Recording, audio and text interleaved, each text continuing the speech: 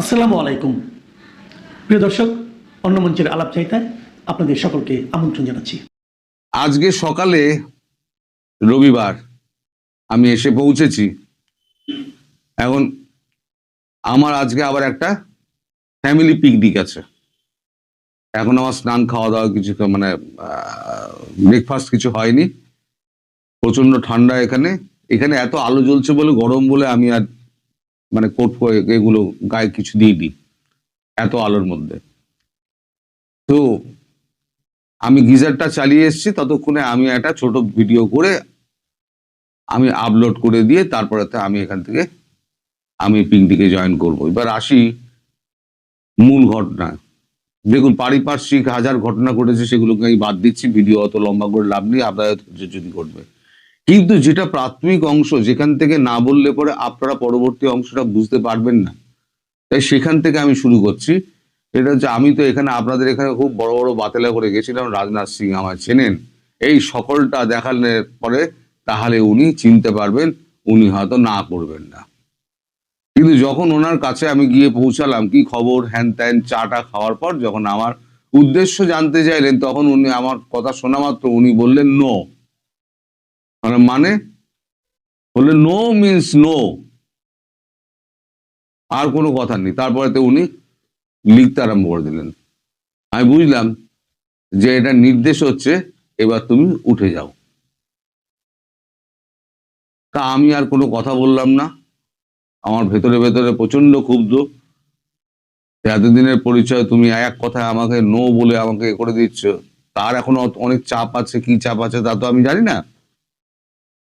আমি দরজাটি খুলে বেরিয়ে এসেছি, আর মনে মনে ভাবছি এবার তো আমি বাংলাদেশে প্রচুর লোকের গালি খাবো, মানে কমেন্ট সহযোগে গালি খাবো। পিঠের চামড়া প্রায় ওঠানোর মতো উঠিয়ে দেবেন। কারণ আমি যে পোস্টটা করে গেছিলাম, সেখানে 90% আমাকে শুভেচ্ছা জানানো হয়েছে। 10% এমন উদ্গান্ডু আছে যারা বিভিন্ন রকমের প্রশ্ন করেছেন। তাদেরকে আমি বলি, তা আপনারা এই সমস্ত প্রশ্ন করেন না, আপনাদের মতো উদ্গান্ডু আমি খুব কম দেখেছি। আপনাদের মতো উদ্গান্ডু দেশে কিছু আছে বলে এই দেশটা পরাধীন হয়ে গিয়েছে, অন্য লোকে এসে দখল করে নিয়েছে। আপনারা কেবল পত্রবাজি করে যান। এই যে আপনারা কমেন্ট লেখেন না বিভিন্ন জায়গায় গিয়ে, পত্রবাজি বলে একে। আপনারা পত্রবাজি করে যান। আর এখান থেকে পায়রায় যেমন চিঠি পাঠাতো, আপনারা এরকম কমেন্ট পাঠান। নিজেদের কিছু করার ক্ষমতা নেই, হাওয়ায় তরবারি চালান আপনারা। যাই হোক, আমি 90% মানুষের জন্য করছি, আর বাকি যে 10% আছেন না, এখনই কেটে পড়ুন। কেউ নানান কথা বলেছেন, যাই হোক আপনারা কমেন্টগুলো দেখে নেবেন। এখন আমি যখন করিডোর দিয়ে হাঁটছি, নর্থ ব্লকের করিডোর দিয়ে হাঁটছি, ব্যর্থ মনোরথ, কাঁধ প্রায় ঝুলে গেছে, মাথা নিচু, যে আমি প্রচুর গালি খাবো, প্রচুর গালি খাবো। তো তারপরে তো হঠাৎ যখন হাঁটছে অন্যমনস্ক ভাবে, তখন দেখি পিঠে একটা হাত। ঘুরে দেখি যে একজন টপ অফিসিয়ালস, এখন তার নাম আমি বলতে পারবো না, তো আপনারা বুঝে যাবেন তিনি মন্ত্রী নন, তিনি ক্যাবিনেটের সদস্য। এবং তিনি এতটাই গুরুত্বপূর্ণ, ক্যাবিনেটের প্রত্যেকটা মানে মিটিংয়ে তিনি থাকেন, এবং সিদ্ধান্ত, প্রত্যেকটা বিষয়ের সিদ্ধান্ত, ওনার সিদ্ধান্ত ছাড়া মোদিজি নড়েন না। এবার আপনারা বুঝে নিন সে ব্যক্তি কে। তিনি আমার পিঠে হাত দিতেই আমি চমকে থাকালাম। তিনি আমার বললেন যে কি ব্যাপার, তুমি দিল্লিতে, তুমি তো দিল্লিতে সহসা আসো না, বছরে তো একবার আসো, এখন তো তোমার আসার সময় নয়, তুমি তো ফেব্রুয়ারি মাসে আসো। না, এই উদ্দেশ্যে একটা এসছিলাম, কিন্তু রাজনাথ সিং বলে দিলেন যে নো মিনস নো। এবার আপনি ভাবুন, আমি তো কি কাজ করি, কাদের জন্য কাজ করি। এখন তারা যে আমায় গালিগালাজটা করবে, আমি সেটাই ভাবতে ভাবতে আমি যাচ্ছিলাম। তখন জিজ্ঞেস করে, রাজনাথ সিং জি কি বলেছেন? আমি বললাম, উনি বললেন নো মিনস নো, আর কোনো কথা শুনলেন না উনি। তখন ঠিক আছে, তুমি আমার সঙ্গে এসো বলে আমায় নিয়ে গেলেন। রাজনাথ সিং, ওনার ঘরের পাশে একটা ওয়েটিং রুম রয়েছে, যারা দেখা করতে আসেন তারা ওয়েটিং রুমে চা জল খান। তা আমাকে ওখানে ঢুকিয়ে দিয়ে বললেন, আমি তোমাকে ডেকে নেবো, তুমি বসো। মিনিট 10 বাদে চা দিয়ে গেছে। চা তো ঠান্ডা হয়ে গেছে। আমার তো চায় আর মন নেই, কারণ আমার তো অবস্থা খারাপ। আমি তখন ভাবছি, তো তারপরে মিনিট 10 বাদে এক উর্দিধারী এসে বললেন, সাহেব আপনাকে ডাকছেন। মানে কে সাহেব? বললেন, বড় সাহেব আপনাকে ডাকছেন। বড় সাহেব কি? বড় সাহেব তো আমি জানি না। বললেন, চলুন, কে ডেকেছে যাই, আমি তো আর অপরাধী না যে আমার আটকে রেখে দেবে, আমি দেখা করতে এসেছি। গিয়ে রাজনাথ সিং এর ঘরের দরজা ঠেলে আমার ঢুকিয়ে দিল। ঢুকে দেখলাম যে রাজনাথ সিং বসে আছেন, তার ঠিক পাশের চেয়ারে, এই ধরুন আমার টেবিল, তার পাশের যে চেয়ারটা থাকে সেই চেয়ারে উনি বসে আছেন। তো রাজনাথ সিং বললেন যে আমি নো মিন্স নো বললাম, তুমি চলে গেলে ওনার কাছে। এখন আমি ওনার কাছে যাইনি, আমি যাচ্ছিলাম করিডোর ধরে, উনি পেছন দিক দিয়ে এসে আমার পিঠে হাত রেখেছেন, জিজ্ঞেস করুন। আমি তো ওনার কাছে যাইনি, আপনি আমার মন এত ভেঙে দিয়েছেন, আমার সোজা আমি নর্থ ব্লক থেকে আমি বেরিয়ে যাচ্ছিলাম। তখন বলছে ঠিক আছে, আমি সব শুনেছি, উনি ম্যাডামের সঙ্গে কথা বলেছেন, ম্যাডাম প্রাইম মিনিস্টারের সঙ্গে কথা বলেছেন, তিনি আপনার সাথে দেখা করতে রাজি হয়েছেন, আপনার নাম শুনে, তোমার নাম শুনে উনি চিনেছেন। কতগুলো শর্ত আছে বলুন। আমাদের প্রথম হচ্ছে তুমি মোবাইল, তারপরে পেন, মানি ব্যাগ, রুমাল কিছু নিয়ে ঢুকতে পারবে না, কারণ উনি Z++ সিকিউরিটির মধ্যে রয়েছেন, আর যেখানে রয়েছেন তুমি জানো সেখানে এগুলো অ্যালাউ নয়। 2, কোনো পলিটিক্যাল প্রশ্ন তুমি করতে পারবে না। আমি বললাম এত চাপাচাপি কেন আপনারা করেন? তোমার দেখো এখানে অনেক মিডিয়া বসে আছে, ন্যাশনাল আছে, ইন্টারন্যাশনাল আছে, তোমার খবরটা যদি বেরোয় তাহলে পরে কিন্তু আমরা মুশকিলে পড়ে যাব। ফলে তুমি যে সাংবাদিক সেই পরিচয় তোমার থাকবে না, তুমি একটা কাভার নিয়ে যাবে, তাহলে কাভারের ব্যবস্থা করে কে করে দেবেন? তখন ওই পাশে উনি বললেন যে আমি করে দেবো, তোমার চিন্তা নেই, ওসব নিয়ে তুমি চিন্তা করো না, তুমি কাজটা হলে তুমি দেখো কি করতে পারো। তারপরে তো উনি আমার বললেন যে মানে যিনি টপ অফিসিয়াল তিনি আমায় বললেন কালকে 7টার সময় উনি উনি তোমাকে ডিনারে ডেকেছেন, 6টার সময় তুমি এখানে চলে আসবে, সেন্ট্রাল লাইব্রেরির গাড়ি থাকবে, সেন্ট্রাল লাইব্রেরির গাড়ি করে তুমি চলে যাবে। তো গতকালকে শনিবার দিন সন্ধ্যে 6টার সময় আমি গিয়ে যথারীতি সেন্ট্রাল লাইব্রেরির অফিসে গেলাম, নিচেই অফিস, ওখান দিয়ে একটা লম্বা চওড়া গাড়ি, একটা মার্সিডিজ বেঞ্জ একটা আমার দেওয়া হলো, এবং সঙ্গে আমার এই চোখের মনিটর যেগুলো বলেছিলাম ছবি টবি তুলে নিয়ে আমার একটা নীল পাস দিয়ে দেওয়া হলো। সে গাড়ি 45 মিনিট ধরে হিন্দানি এয়ারবেস, মানে গ্রেটার নয়ডাটা হচ্ছে উত্তরপ্রদেশের মধ্যে কিন্তু দিল্লির আন্ডারে। তো হিন্দানি এয়ারবেসে গিয়ে পৌঁছানোর পর পিএসও যিনি security officer, personal security officer, তিনি সমস্ত কিছু চেক টেক করলেন, আমার চেক টেক করে ওই যে মনের চোখের যে ছবি ছিল সেই ছবির সঙ্গে মেলালেন, মিলিয়ে বললেন আপনি কোত্থেকে এসছেন? আমি বললাম কলকাতা থেকে এসেছি। কি কাজ? না আপনাকে বলবো কেন, সে তো আমি তো প্রতিরক্ষা মন্ত্রীকে বলেছি। তা প্রতিরক্ষার মন্ত্রীকে তাহলে জিজ্ঞেস করবো, আপনি জিজ্ঞেস করছেন আমার কি কাজ, তারপরে আপনি ঢুকতে দেবেন? না না, আমি সে কথা বলিনি, আমি জিজ্ঞেস করছি না আপনি কি কাজে এসছেন, সেটা আপনার দেখার দরকার নেই, আপনার কর্তব্য আপনি করে আমাকে ছাড়ুন, আর কি করতে হবে আমাকে বলুন। বলে কিছু করতে হবে না, এবার আপনি ওগুলো জমা দিন, জমা দিয়ে আপনাকে যে নির্দেশগুলো দিয়েছে সেই নির্দেশগুলো আপনি পালন করবেন বলে একটি সেনা অফিসারকে ডাকলেন। তিনি একটি জিপ নিয়ে আমাকে ভেতর দিয়ে নিয়ে চলে গেলেন ইন্ডিয়ান এয়ারবেসের ভেতরে। অনেকটা যাওয়ার পর একটা বাংলো মতো এলো, তিনি একটা দরজায় ঢোকালেন, ঢুকিয়ে একজনের হাতে আমার সঁপে দিলেন।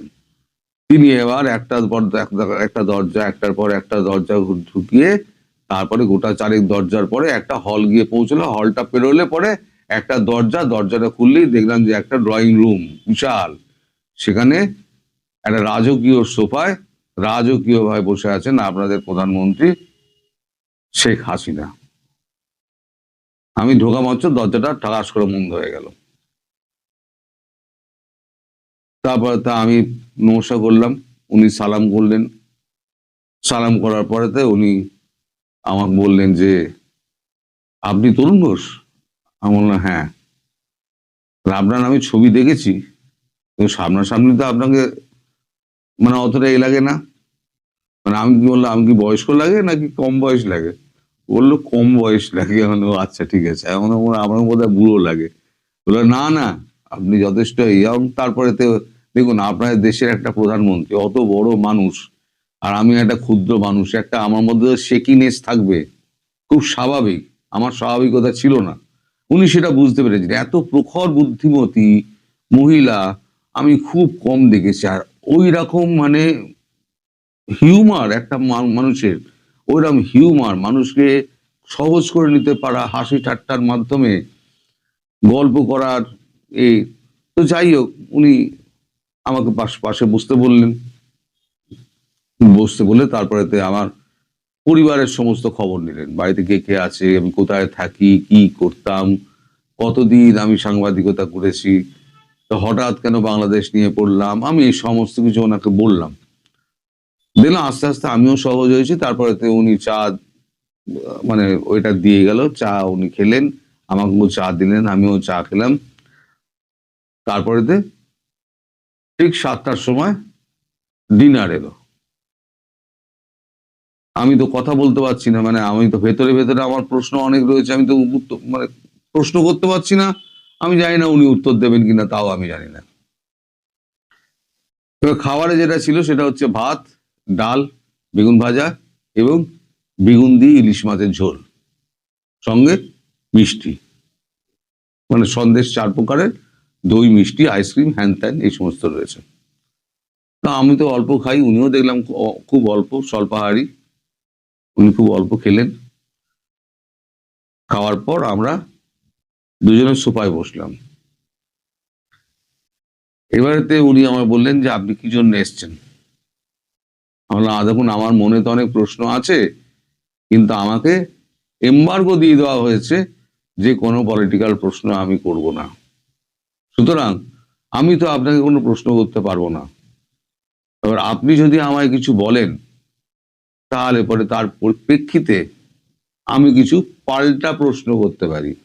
মানে আমি আগে জিজ্ঞেস করে নিয়েছিলাম নিরামিষ প্রশ্ন কি চলবে, রাজনাথ সিংকে জিজ্ঞেস করেছিলাম, আমিষ প্রশ্ন করলাম না, নিরামিষ প্রশ্ন কি করা যাবে। তখন সঙ্গে যিনি কর্তা ছিলেন তিনি বললেন যে বুঝে করো, যা করবে তুমি, দায়িত্ববান লোক, বুঝে করো। হ্যাঁ ঠিক আছে। তা আমার যে কাভারটা ছিল সেটা হচ্ছে সেন্ট্রাল আইভির কাভার ছিল। তার মধ্যে আবার দুজনে এসে চেক করে গিয়েছেন, সেন্ট্রাল আইভির কাভারটা চেক করে গিয়েছেন। তার মানে আমি বোঝাতে চাইছি এতটা নিরাপত্তার মধ্যে উনি রয়েছেন। কথাটা শুরু হলো, উনি বললেন বাংলাদেশের অবস্থা জানো। আমি গত দুদিনের আমি কিছু জানি না, আমি দিল্লি আসার পর থেকে বাংলাদেশের অবস্থা কিছু জানি না। উনি বললেন মেট্রো রেলটা বন্ধ হয়ে গেছে। তাই নাকি? বলে হ্যাঁ, এই তো সবে শুরু, মেট্রো রেলটা বন্ধ হয়ে গেছে, এবার দেখবে মেট্রো রেলের সব যন্ত্রপাতি চুরি আর হতে শুরু করবে, কারণ একই জায়গায় দাঁড়িয়ে আছে তো, লোক চলছে না, এর চুরি হতে শুরু করবে। তারপর মেট্রো রেল লাইনগুলো খুলে নিয়ে যাবে, আমার সোনার বাংলাটা ধ্বংস করে দেবে এরা। তো আমি কথার পরিপ্রেক্ষিতে আমি জিজ্ঞেস করলাম, তাহলে আপনি তো ফিরবেন বলছেন, কবে ফিরবেন, তাহলে সোনার বাংলা তো আপনার ঠিক করতে হবে। উনি বললেন হ্যাঁ, আমি তো ফিরবো খুব শিগগিরই। তোমার মাধ্যমে আমি দর্শককে বলতে চাই আমি খুব শিগগিরই ফিরবো, সেই প্রেক্ষিত তৈরি হচ্ছে। তারপর উনি নানান রকম কথা বললেন। এর মধ্যে আমি একটা প্রশ্ন করেছিলাম, এটা নিরামিষের পর্যায়েই পড়ে, যে এত লোক থাকতে আপনি ওয়াকারকে কেন বিশ্বাস করলেন এবং তাকে সেনাপ্রধান বানালেন কেন? যখন ওর ব্যাপারে যখন ভারত সরকার এত আপত্তি জানিয়েছিল, সেই সময় আপনি সেনাপ্রধান করলেন কেন? উনি বললেন একটা চাপ ছিল। কারণ প্রধানমন্ত্রীর উপরে কি চাপ থাকতে পারে যাতে আপনাকে বাধ্য হয়ে সেনাপ্রধান করতে হলো? বলো ওটা আপনি এখন বুঝবেন না, ওটা আপনাকে আমি পরে বলবো। পরে আর কবে দেখা হবে আমি জানি না, আদৌ দেখা হবে কিনা তাও আমি জানি না। তো উনি বলেছেন পরে বলবেন, তার মানে উনি কাটিয়ে দিচ্ছেন, আমি আর কোনো প্রশ্ন করলাম না। তো তারপরে তো আবার উনি যথারীতি নানান কথা বলতে, নানান বিদেশের লোকের সঙ্গে কথা বলতে আরম্ভ করলেন। তা মানে পুতিনের সঙ্গে যে আপনার দেখা হলো, মানুষটাকে কেমন লাগলো? আসলে আমি জানতে চাইছিলাম পুতিনের সঙ্গে দেখা হয় কি কথাবার্তা হয়েছে, যদি প্রসঙ্গটা তুলে। এটা নন পলিটিক্যাল প্রশ্ন, মানুষটা কেমন, নন পলিটিক্যাল প্রশ্ন, নিরামিষ প্রশ্ন, মানুষটা কেমন। বলেন অত্যন্ত ভালো মানুষ, এবং সাহায্যের হাত বাড়িয়ে রয়েছেন বাংলাদেশকে ব্রিক্সে নেওয়ার ব্যাপারে। ব্রিক্স গঠন হচ্ছে, ব্রিক্সে নেওয়ার ব্যাপারে বাংলাদেশকে, কথা কিন্তু ওনার কাছ থেকে আমি বার করছি, আমি শুধু ব্যাপারটাকে ঘুরিয়ে দিচ্ছি, নিরামিষ প্রশ্ন দিয়ে করছি। আমি তো উত্তর তো উনি দিচ্ছেন, আমার তো দায়িত্ব নয়, আমার দায়িত্ব আমি শুধু শুনে যাওয়া। তাই বুঝলাম যে ভালো মতো ব্যাপারটা ভালো মতোই এগোচ্ছে, এটুকু বোঝার বুদ্ধি আমার আছে। এবার আবার ঢুকতে হবে আমেরিকায়। তা আমি তখন জিজ্ঞেস করলাম, যে ঘুরিয়ে জিজ্ঞেস করলাম যে আপনার তো মানে এখন তো মতামতটা এখন তো পাল্টে গেছে, এখন তো আপনি আর আমেরিকাকে আর দোষারোপ করেন না, আমি দেখলাম কাগজে, এবং আমি এটাকে ভিডিও করেছিলাম। হ্যাঁ, ওই ভিডিও আমি দেখেছি। এখন আমেরিকার ছিল না, আমি এটা বলেছি, কিন্তু সিআইএ ছিল। আমি বলেছি মার্কিন যুক্তরাষ্ট্র এর পেছনে ছিল না, সিআইএ ছিল। কিন্তু আপনি তো এক সময় বলেছেন যে আমেরিকা এর পেছনে ছিল। কূটনীতি এমন জিনিস না, কূটনীতি এক জায়গায় দাঁড়িয়ে থাকে না, কূটনীতি একটা চলমান বিষয়, প্রতিদিন কূটনীতি পাল্টাচ্ছে। আর কূটনীতি যদি না পাল্টায় তাহলে পরে অর্থনীতি পাল্টাবে না, বিদেশ নীতি পাল্টাবে না, সব একটার সঙ্গে একটা জড়িত। হ্যাঁ, সে আমি জানি, কিছুটা বুঝি। আপনাদের মতো আমরা পলিটিশিয়ান না হলেও আপনি এত বড় দেশ চালিয়ে আপনি যে জিনিস শিখেছেন, আমি তো আর ইউটিউব করে তো শিখতে পারবো না। আমি সাংবাদিকতার মাধ্যমে যতটুকু শিখেছি তাতে আমার এইটুকু মনে হয়েছে যে সব কটার সঙ্গে জড়িত। তারপরে আমি বললাম যে আপনি কবে দেশে ফেরার করছেন, আশা করছেন? তখন উনি বললেন আমি খুব শিগগিরই দেশে ফিরছি। আমি আর একটা কথা ওনাকে জিজ্ঞেস করেছিলাম, এটাও নিরামিষ, যে একটা কথা আমার কানে আসছে যে আওয়ামী লীগের কিছু নেতা কর্মীরা নাকি এখানে খুব অসহায় অবস্থার মধ্যে রয়েছেন, এবং তাদেরকে নাকি ভারতবর্ষে ধরে ধরে জেলে পাঠিয়ে দিচ্ছে, অথবা কুকুরের মতো নাকি গুলি করে মারছে। এটা কতটা সত্য? আপনি তো এখানে আছেন। বলে সম্পূর্ণ মিথ্যে কথা। এগুলো একটা অংশ, বিরোধীদের একটা অংশ, এগুলো রটানোর চেষ্টা করছে। আমার দেশের মানুষের যখন, আওয়ামী লীগের মানুষের যখন মনোবল ভেঙে তুঙ্গে উঠছে, সেই সময় সেই মনোবলকে ভেঙে দেওয়ার জন্য তখন এই জিনিসগুলো হচ্ছে। তখন আমি জানি না যে হাদির এই ঘটনা ঘটেছে, তখনও আমি জানি না। জানলে পরে আমি হয়তো জিজ্ঞেস করতাম, কিন্তু আমার একজন বলেছিল, সেই সময় তো আমি এত নার্ভাস হয়ে গেছিলাম না, সত্যি কথা বলতে কি আমি এত নার্ভাস হয়ে গেছিলাম যে আমার মাথা থেকে ওই প্রশ্নটা বেরিয়ে গিয়েছে।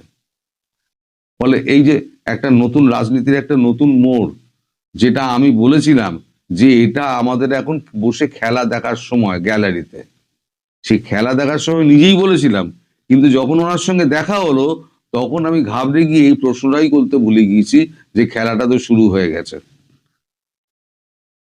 তা আরো অনেক কথা উনি বলেছেন যেগুলো আমি বলতে পারবো না, খুব স্বাভাবিকভাবে, কারণ এই ভিডিওটা মনিটরিং হবে, ওনাদের কাছে যাবে, ওনারা দেখবেন। নিরামিষ যেগুলো ব্যাপার আমি বলে দিলাম, কিন্তু যেগুলো আমিষ ব্যাপার সেগুলো তো আমি আপনাদের বলতে পারবো না, কারণ তাহলে আমাকে ব্যান করে দেবে, হয়তো আমার ইউটিউবটাই চলে যাবে, এটাও হতে পারে। কারণ আমি যদি তাদের কথা না মানি, কারণ আমি ভারতে বাস করি, ভারত সরকারের যদি কথা আমি না মানি তাহলে পরে আমার প্রতি কিন্তু খাড়া নেবে আসবে। সুতরাং এর বেশি আমার সঙ্গে তার কোনো নিরামিষ আলোচনা হয়নি, আর নিরামিষ আলোচনার বাইরে আমিষ আলোচনার ব্যাপারে আমি কোনো কথা বলতে পারবো না। তবে উনি একটা বার্তা আপনাদের পাঠিয়েছেন আমার মারফত, এটা আমি আপনাদেরকে বলতে পারি, সেটা হচ্ছে উনি খুব শিগগির ফিরছেন।